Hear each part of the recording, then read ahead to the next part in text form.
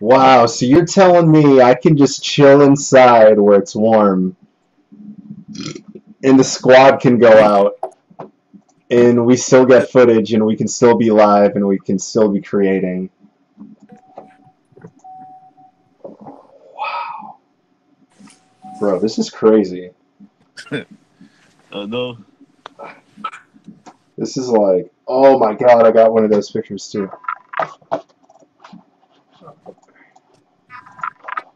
I've been a solo artist for too long.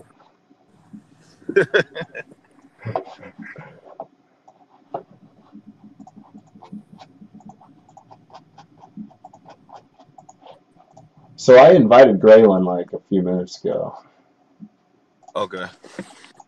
Yeah, I just called him, text him, and he said Alright. he's about to log on or whatever. 1, 2, 3. Is Early his actual last name or is that a branding trick? That's his actual last name. Okay.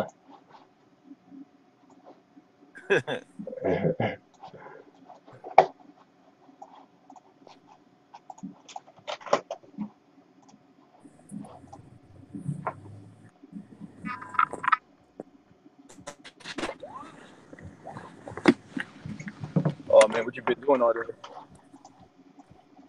This morning I played piano and then I edited a bunch of MIDI and I exported the MIDI and I'm supposed to actually send the 5 tracks that I worked on this week to people today. Right. So that's what I'm going to be doing from like 3 till, shoot, I actually got to do it earlier today because I got that banquet at 5. Uh-huh. But yeah, pretty much just exporting files is what I'm doing all day. It's Right. Tuesday, shit. Yep, how about yourself?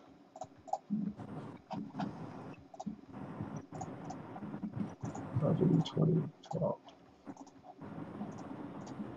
Bro. So you're telling me we could just like schedule this and figure out what we're going to talk about and just do this like every week? Right. Oh my god. Oh my god.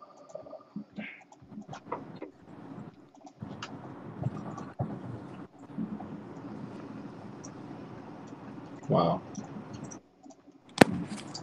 That's scary, Yeah. dude. When you can't think of You said what? when you can't think of any more barriers in your life, that's scary. That's like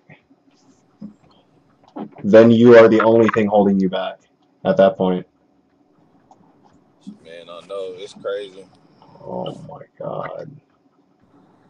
It's like if you think about it, like the access we have as humans today, we got more access and more knowledge than any other human that ever lived on the face of the earth. Bro. Ever. Right. And it really just happened too. It's not like True. it was like this for like when fire happened. It's like fire was that thing for a long time, Yeah. and now it's like technology has made crazy improvements in a very short period of time. Hmm. And we all know like this is just the tip of it. You know what I'm saying? Like everybody knows like it's way more, you know, access of whatever it is to technology that we don't even got our hands on yet. Yep. Yep. Nuts.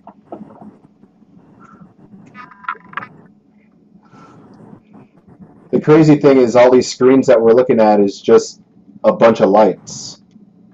I know. Like, and light is just fake fire. Yeah, it's crazy. Yeah, I study a lot of quantum physics and all that type of stuff. I Nice. do a lot of unnecessary research on it for no Nice. reason. I think it kind of helps me though. For very good reason. Yep.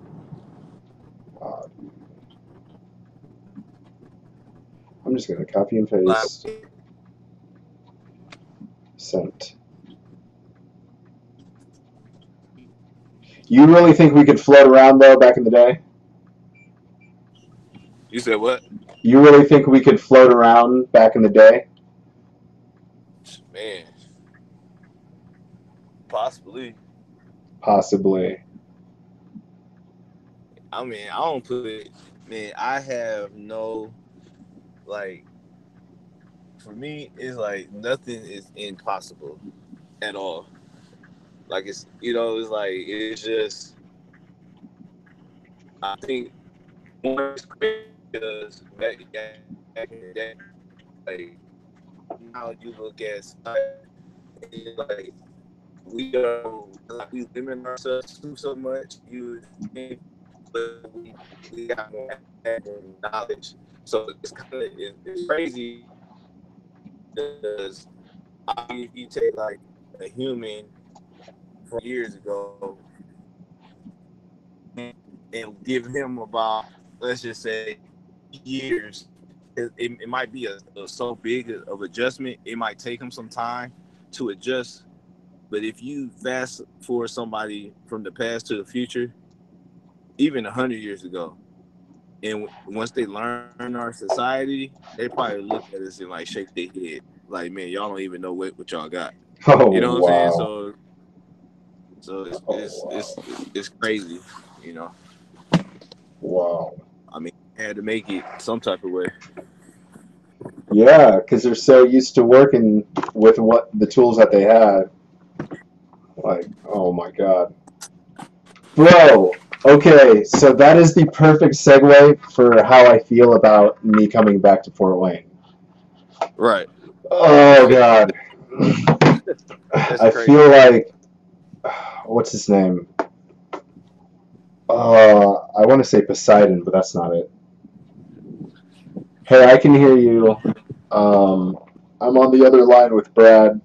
He can't hear you, but I can hear both of you. This is crazy. It's literally Lizzie on my Mac and Brad on my PC, and we're live.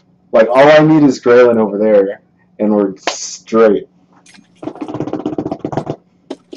All right, Lizzie is telling me something real quick. Wait, can you hear Lizzie? Yep. No, I cannot hear her. Okay. He A little can't. He bit, can't hear you. just a little bit.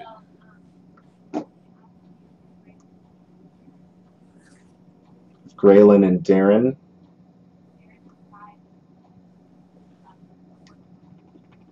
Oh, nice. And Graylin is Graylin.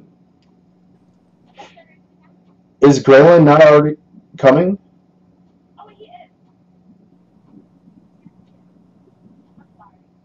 Okay. Let's use that spot for Brad then. What's up, Leo?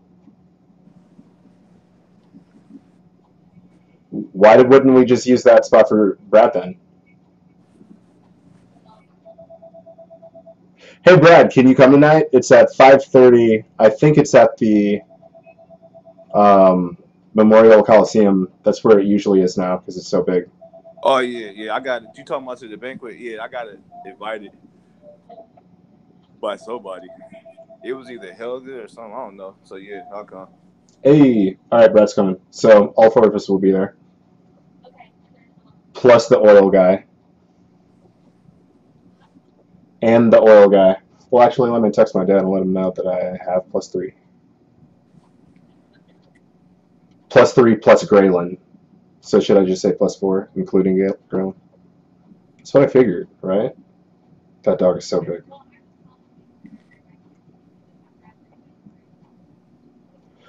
Oh, we're actually waiting on Graylin to join the hangout. Yeah. So this is crazy.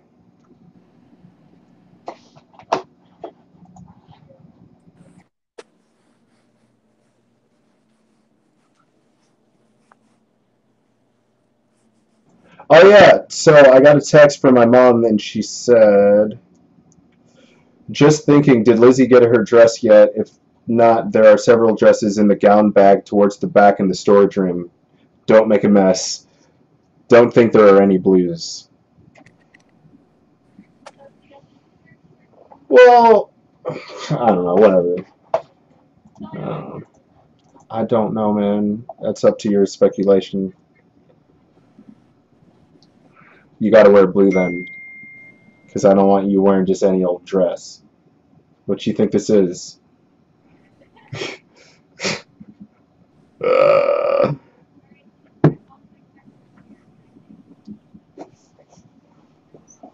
okay. Okay. Bye. Hey. Bye, Leo. Can't even remember what we were talking about. She's so distracting. Hold on, real quick. Okay.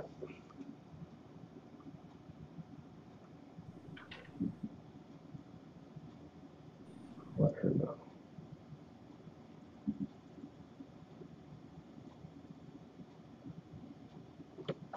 Invite Grayling again. 123@gmail.com. About to have all these emails memorized.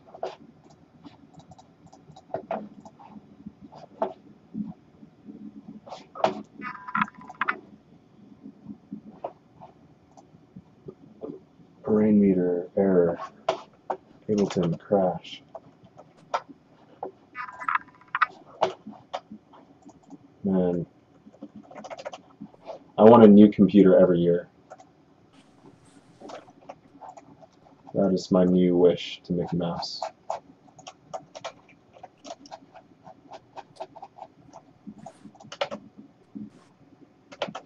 So out of all the music you work on, do you think it's like 20% your stuff and 80% other artists, or 80% your stuff and 20% other artists?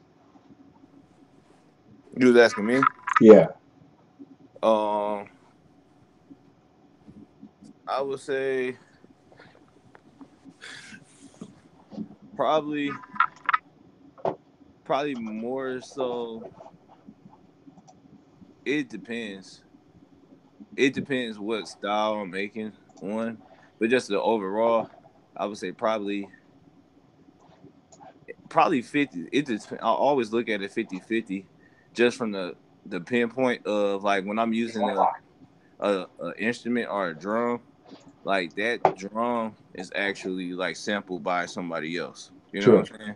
So I always look at it from that standpoint. Hmm. If I'm in whatever drum pack I'm in. So it's really, and it's kind of weird how like we get royalties for creating like a bunch of loops and packs off of somebody. Like, yeah, I'm actually doing the patterning, but I didn't record or I didn't sample that particular drum. So that's something that I actually been doing for like the last 6 months. Hmm. Like I actually been like doing a lot of sound shaping and recording a lot of my own sounds. Nice. So it just depends which way I look at it. So I don't know, but that's a good question. But on the creative process, I would say like if I'm working by myself, yeah, it's probably more like 80% me, and I might get inspiration from somewhere else. Other than that, um, it just depends on who I'm working with, or if I get inspired. Especially, I think if I'm like making just tracks for like rappers, like I'm definitely just seeing like what's hot. So that's definitely just, Ah, you know what I'm saying? Kind of like, all yeah. right, this little mumbo song is the hottest song right now. So I know right now, if I make 5 of those beats that similar, then I can sell 3 of them within Yep. this month.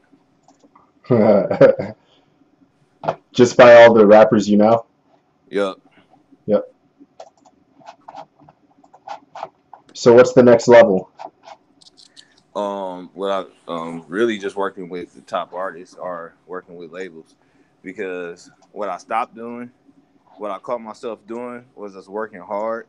So me particular is like I had a goal of making like 50 beats a month. Then I probably sell like 10 to 15 of those for a minimum price or a low price. So what I started doing was like, look, I'd rather work with, like Big Sean or whoever I'm connected to.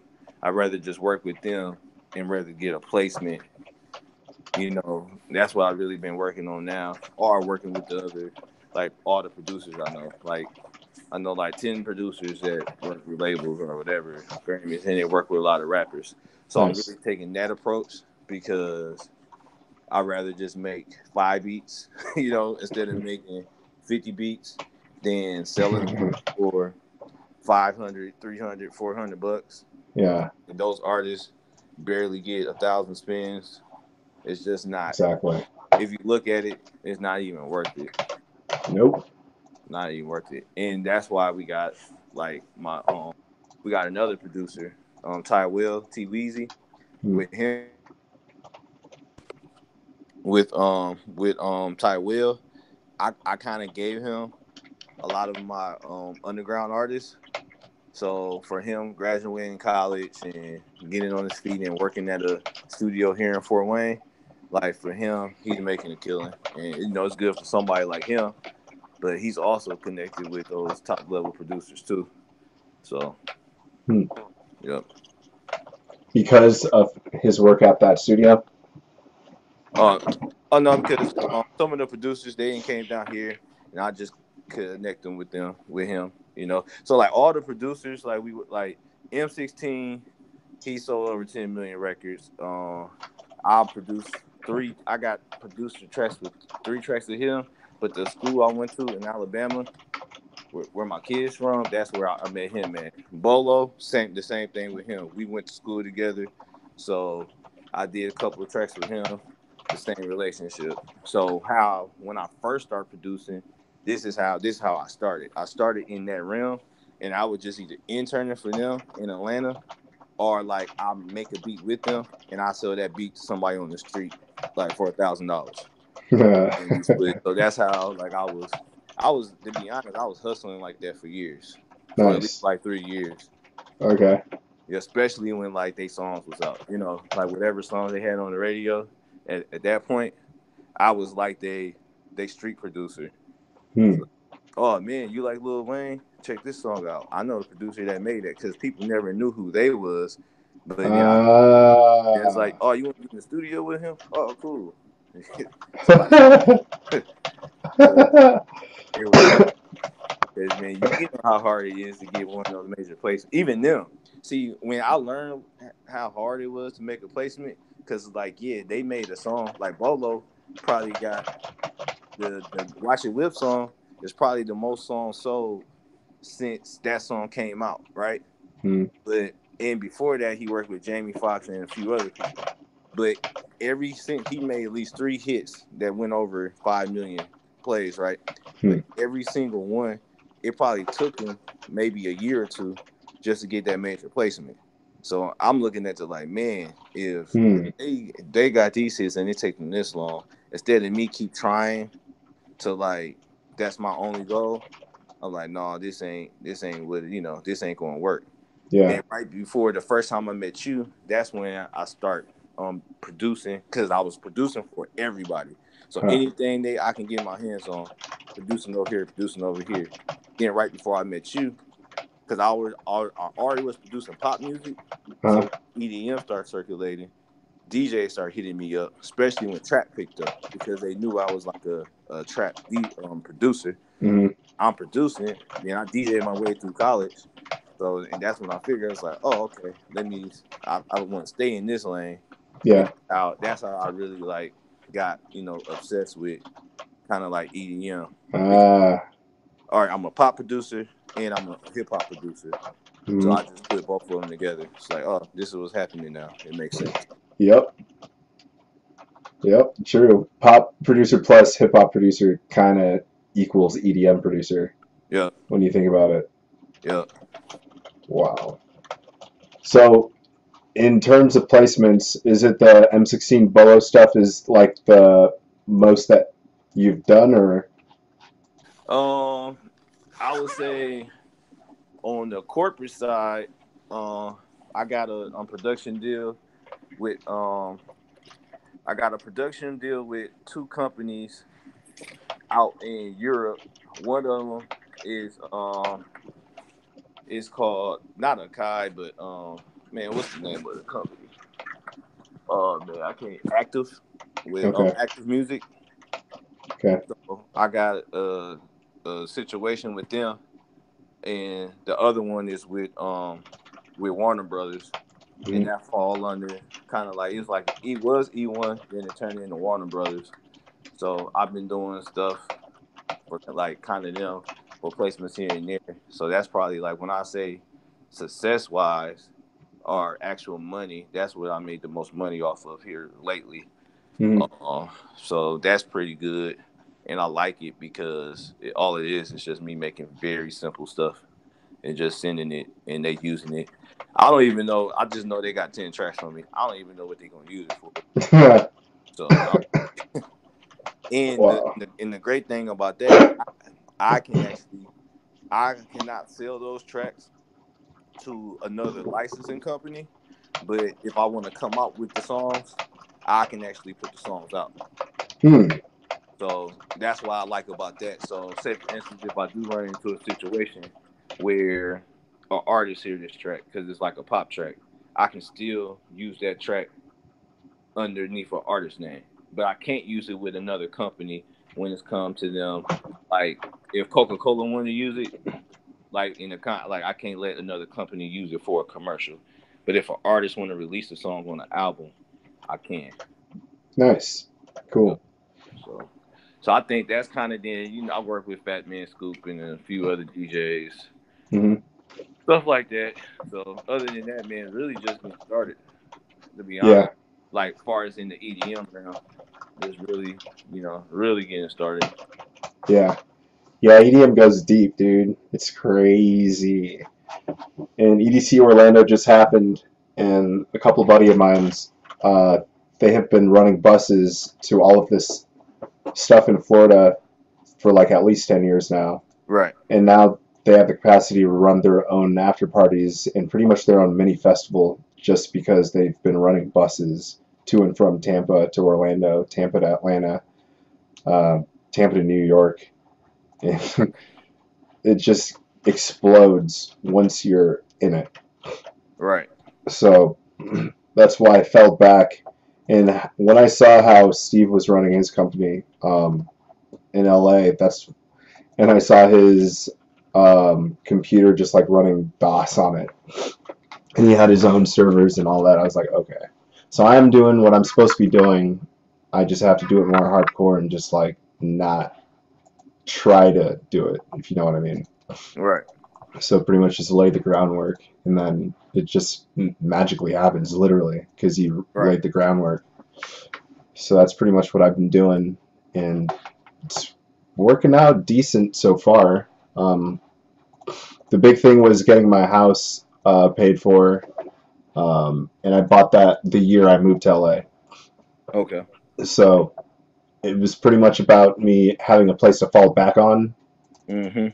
and yeah, so that's done, and I could live in the house, like pretty much anyone could live in the house if they felt like it. I just Airbnb it out right now, and that's that situation. And as far as like corporate stuff, Apple and Native Instruments are the two main runners that I work with. And as far as artists, Pharrell and Wolfgang Gartner are my two main dudes. Okay.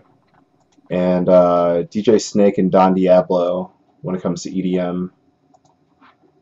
And pretty much I just need more music for those types of artists. And it kind of is just pop EDM. But I've been making music so long that I just have all of this music. And now I'm making music so fast that I don't even have time to finish them. Right. So that's what I'm running into. So I'm like working a lot on coding so I can automate things more efficiently. Right. Because a lot of it is like exporting tracks. Like, why do we have to do that shit manually? Mm-hmm. Like, come on. So I'm trying to automate those processes so it can literally be a factory. And we're never worrying about when the next check is coming in. We're just creating because that's all anyone wants to do anyway. Right. Like, honestly, everything else other than creating is work, I feel like. So That's literally what I'm doing. I have been doing it in Beverly Hills. I have done it in Vegas. I've been doing it in Tampa. And now I'm doing it in Fort Wayne. And I want to be in Fort Wayne. I want to be here. Right. So I'm doing everything I can to like just get as deep into Fort Wayne as possible. There's like so many talented people here and so many huge companies, which doesn't make any sense, but okay. Right. Like Sweetwater don't make no sense at all. It doesn't. It does not make sense. And like everyone that works there is smart and talented. Right. It's like, what is going on, dude? So it's not a bad place to be, honestly. And I actually moved to Florida 9 years ago, like 2 days ago. Wow. So I have been around the block, I guess you could say. And now I'm trying to make it portable, but in a home base at the same time. So it's kind of hard. Because like my computer I built is like 45 pounds. That's not very portable. And like my MacBook is literally fused to the PC, which is 45 pounds, so I can't take my MacBook anywhere. Right. And the other MacBook that I'm using like has all these hard drives and cables sticking out of it, so you can't take that anywhere. So it's like I'm literally grounded. So yeah, that's crazy. Yeah, man. That's scary. Yeah, dude. Yeah, you like got to be an IT professional if you want to be a producer professional. Yeah. Yeah, it's messed up. So, but yeah, I was telling you about the two other computers. You can actually see them right behind me. Yeah. The one on the far left is the one from Fort Wayne that I built Sonic Specialists on. And the right one is after my house flooded in Tampa when I was in Beverly Hills. I needed a computer because I was in Tampa so often. So I just bought that at Costco. Right. And those are like my two like biggest influential computers. Right. And then the other one is Omega, which I just built.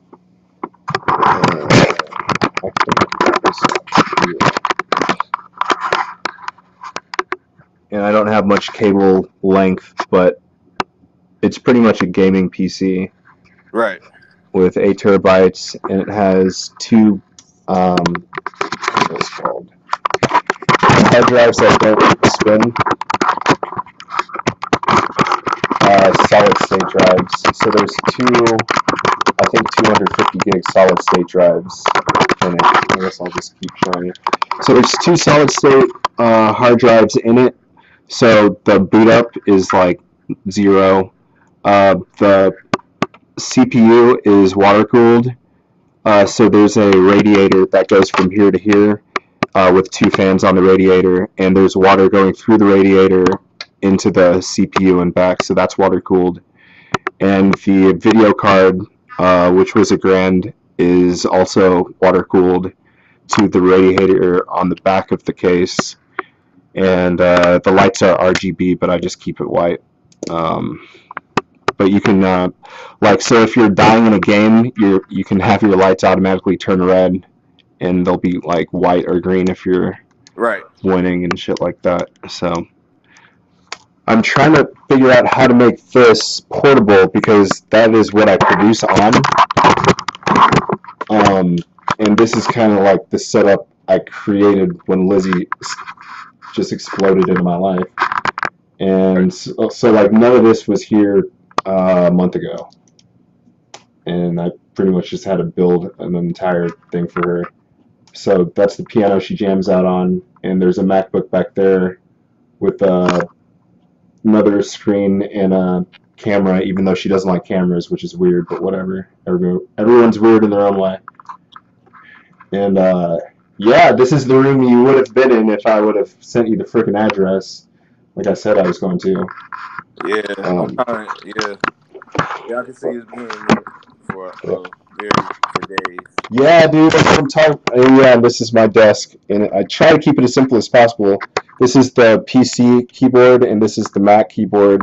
The Mac is right there in between the two PC screens, and then through the PC screens, you can see the Sony 4K TV, which is also connected to the MacBook. So the MacBook has the MacBook screen and the TV, and the PC has the two Dell screens on the two sides.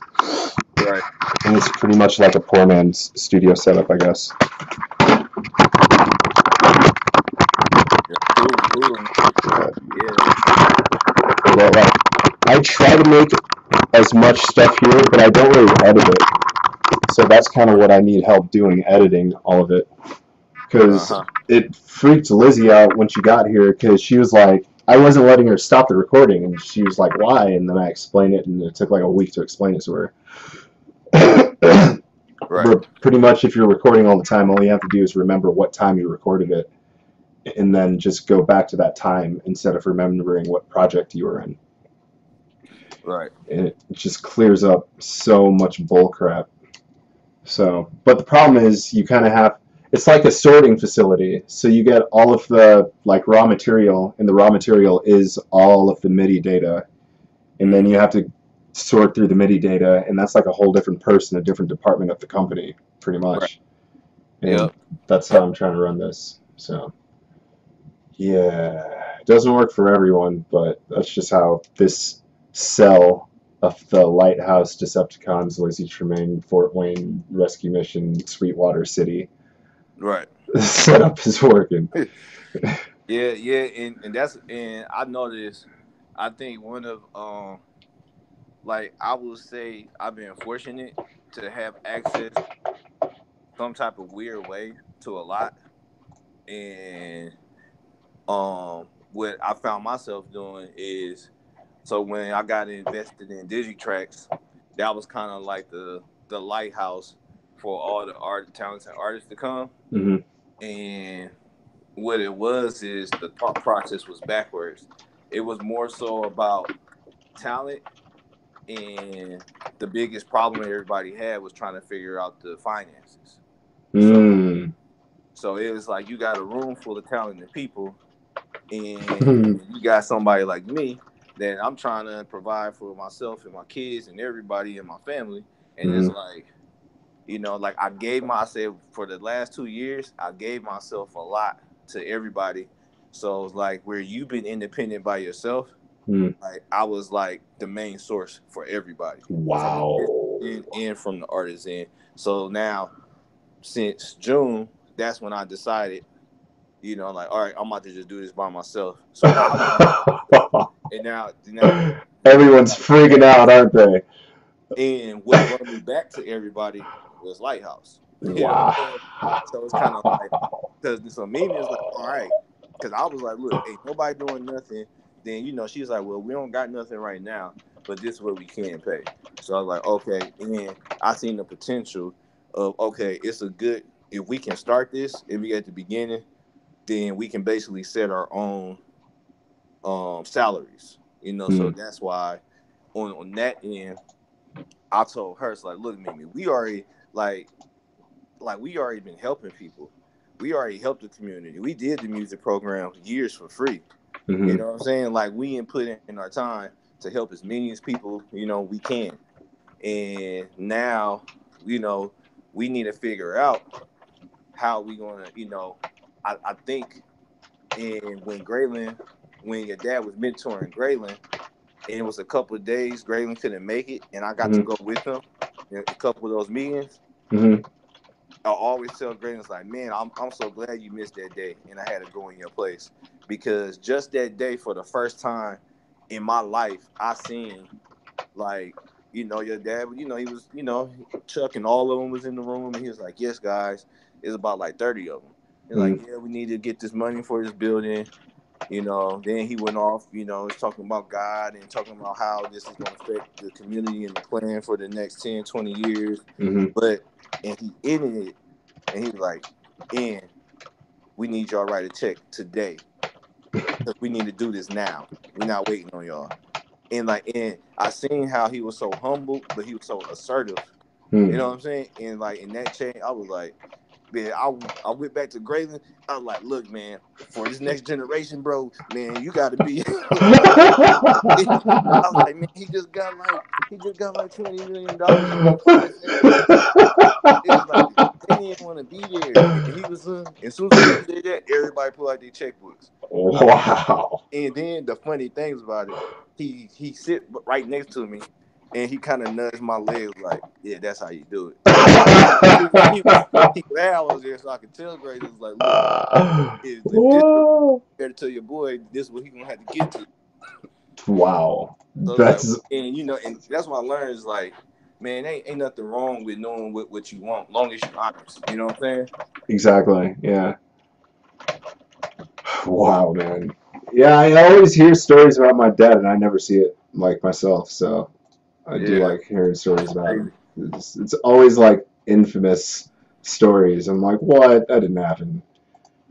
Like, I did get to see him at the USF Music Center. Yo, it was perfect actually, because on Saturday he spoke to a bunch of like youth. I think it was like five somethings from Wayne High School, like 5 classes or something from Wayne High School, and I got to see him live. And it was exactly 1 week before our thing at the USF Music Center. So I was like, all right, now I know where it is. Right.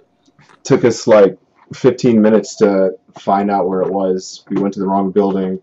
We walked around the wrong building. It was like 20 degrees.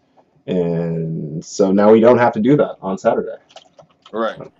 Yeah, pretty perfect. I got dress rehearsal before the dress rehearsal. Oh, so apparently the thing that happened 2 nights ago was kind of rare, like the jam session rehearsal. Yep. I had no idea. I was treating that like it was completely normal. Hold on. Hold on, real quick. Hold on. All right.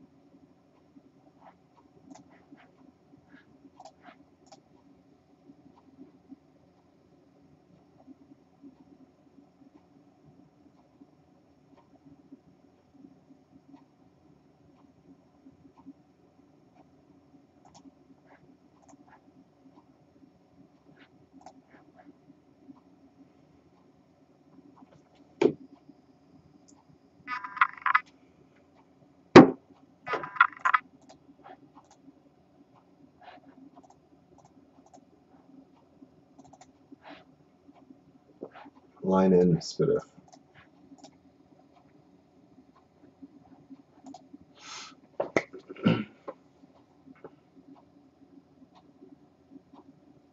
I don't record on my PC.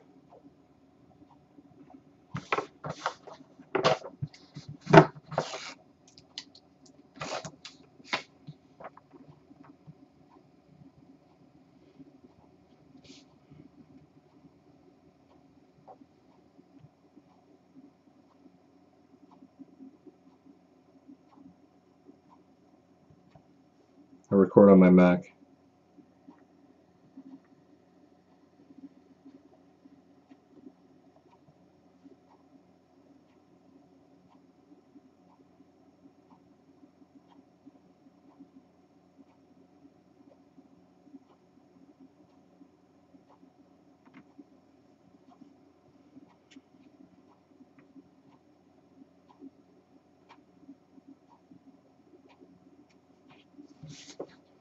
That's perfect. I can definitely record on that. Whoa, I lost him. What time is it? That was an hour. That was an awesome talk. You kidding me? Oh my gosh, that's amazing. All right, stop broadcast. Good talk. I'm awake, I'm alive, it gets better every day.